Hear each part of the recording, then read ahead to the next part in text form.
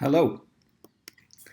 Our topic this week is to focus on the changes America went through in the decade of the 1980s, best symbolized by this guy, Ronald Reagan. The big picture we need to understand is that a conservative movement came to power and achieved major political and policy goals during the 1980s, and most importantly, continued to strongly influence public discourse and government and policy in the following decades, even up to today. Ronald Reagan is the poster boy for this massive conservative shift. Furthermore, what makes Reagan so important historically is that this legacy lasts beyond just his presidency. All presidents since Reagan have continued to adhere to conservative, neoliberal, political economic principles, whether they be Republicans like the Bushes and Trump, or Democrats like Bill Clinton and Obama. Reagan was swept into the presidency for a number of reasons. First and foremost, the 1970s economic malaise and the popular disillusionment with the government created irreparable cracks in the New Deal order, which held hegemony in the US political economy ever since the 1930s.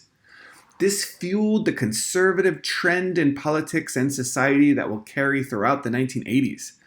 This trend includes political action groups that opposed New Deal, Great Society liberalism.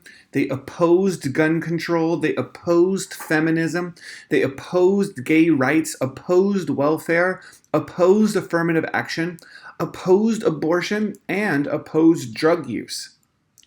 There was a revolt on taxes, most notably Proposition 13 in California, which lowered property taxes but destroyed the state's education funding system.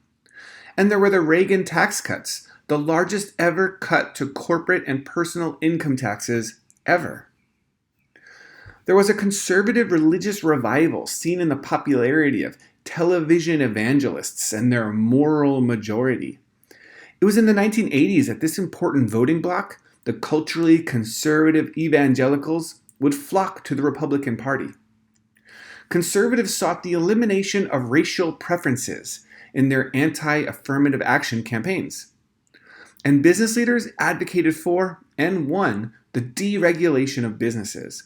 Government lessened safety and environmental regulations, lowered the corporate taxes, closed American factories, weakened labor unions. Here are some must-know details from the Reagan presidency. Reaganomics. Tax cuts and reduced government spending would increase production, jobs, and prosperity. Wealth would trickle down to all, or at least that's what we were told. Reagan also renewed the Cold War with a massive military buildup. He increased military spending. The United States intervened in Latin American and Caribbean nations by funding and training right-wing death squads.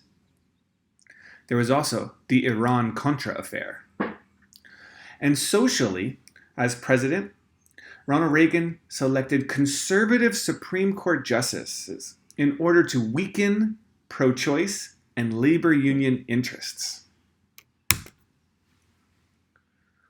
Finally, let's reflect on change during the 1980s, the decade when neoliberalism became the dominant hegemony in American political economy.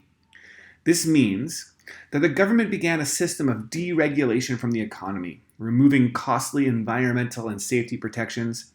American corporations closed factories in the United States and opened them up internationally, where labor is cheaper, which meant that labor unions lost membership and union jobs disappeared. Corporate tax rates were cut.